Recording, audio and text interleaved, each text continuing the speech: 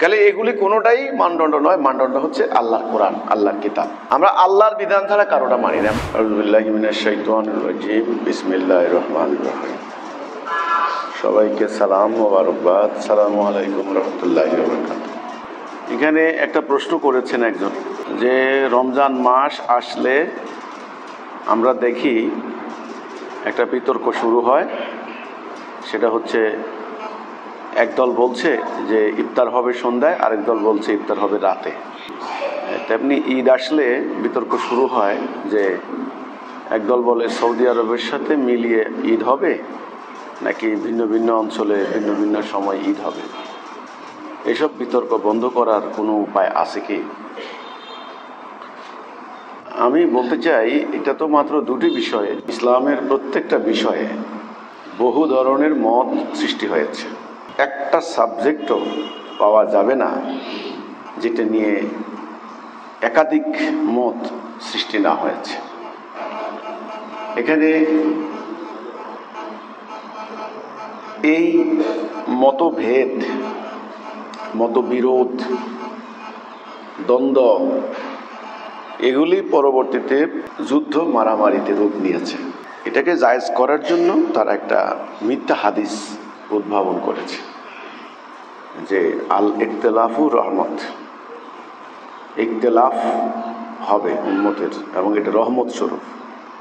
এটা নিরসন করার উপায় আবারও গবেষণা করে আপনি বের করবেন যে ইফতার আগে করতে হবে, অমুক হাদিসে আছে, আয়াতের মানে অমুক অমুক। আবার আরেক দল গবেষণা করে বের করবেন যে না, গসাকে ইলাল লাইল, রাত পর্যন্ত প্রলম্বিত করো, এটা মানে হচ্ছে এই সন্ধ্যার সঙ্গে সঙ্গে না, রাত পর্যন্ত টাইম হচ্ছে ইফতারের। গবেষণা করে করে বের করবেন। এই গবেষণা করে বের করলে নতুন গবেষক সৃষ্টি হবে, বই সৃষ্টি হবে, কোনো সমাধান হবে না। তর্ক বাড়তেই থাকবে, চলতেই থাকবে।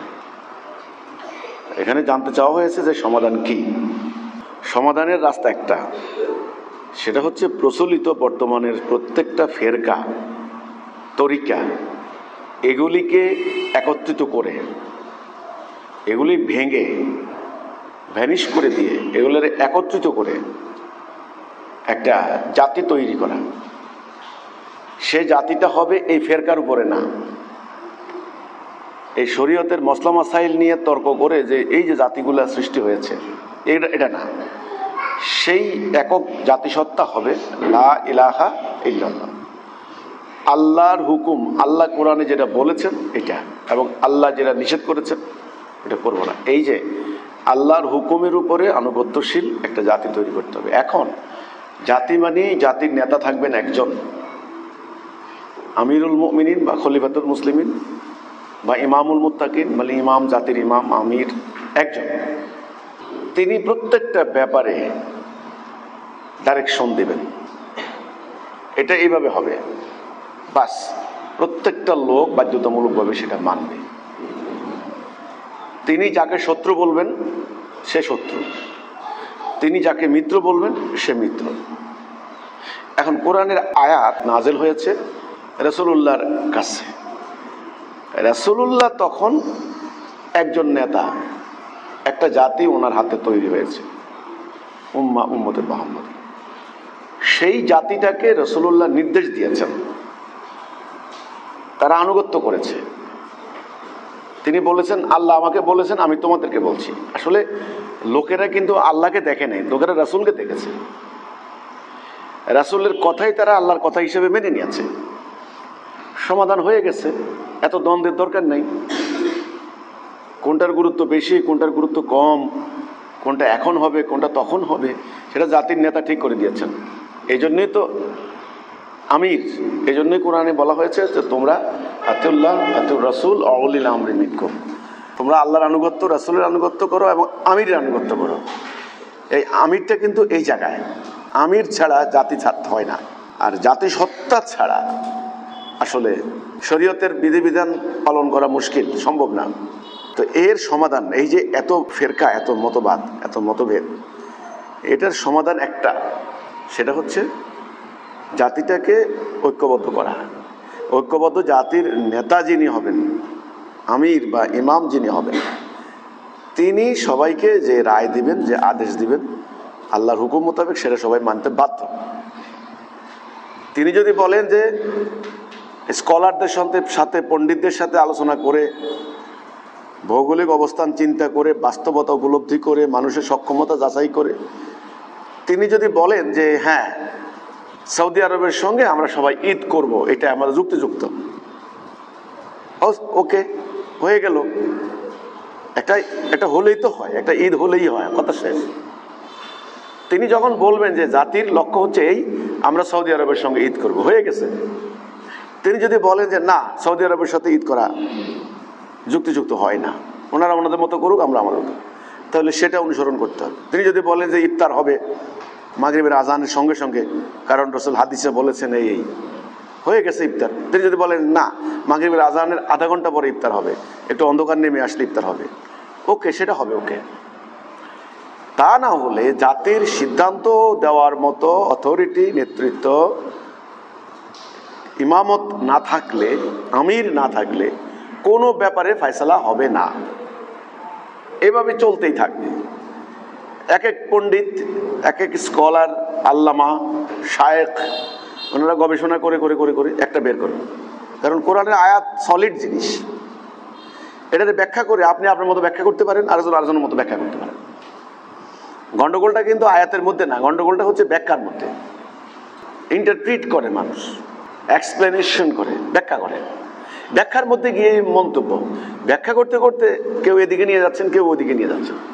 আর আরবি এক একটা ওয়ার্ডের মিনিং এমনও আছে 30-40টা মানে আছে, বাংলা ভাষায় 30-40টা মানে মিনিং। এক সালাতের যে কতগুলি অর্থ আছে, সালাতের কতগুলি অর্থ আছে, সালাত অনেকগুলি মিনিং আছে। এখন আপনি কোনটা নেবেন, বুঝতে পারলাম কিনা? আপনি কোনটা নেবেন? শত শত মানের মধ্যে আপনি কোনটা নেবেন? তা আপনার সুবিধা মতো। এখন সমস্যা হয়েছে, মুসলমানদের মধ্যে কোনো জাতি নাই, একটা অথরিটি নাই, একটা কর্তৃপক্ষ নাই, ইমাম নাই, অবিসংবাদিত নেতা যিনি কোরআনের হুকুমটাকে বাস্তবায়ন করবেন, সে ধরনের কোনো কর্তৃপক্ষ নাই। না থাকার কারণে এই মাদ্রাসাগুলি তৈরি হয়েছে, কোনোটা শিয়া মাদ্রাসা, কোনোটা সুন্নি, কোনোটা আহলে হাদিস, কোনোটা আহলে সুন্নাত ওয়াল জামাত, কোনোটা সালাফি, কোনোটা ওয়াহাবি, কোনোটা কাউমি।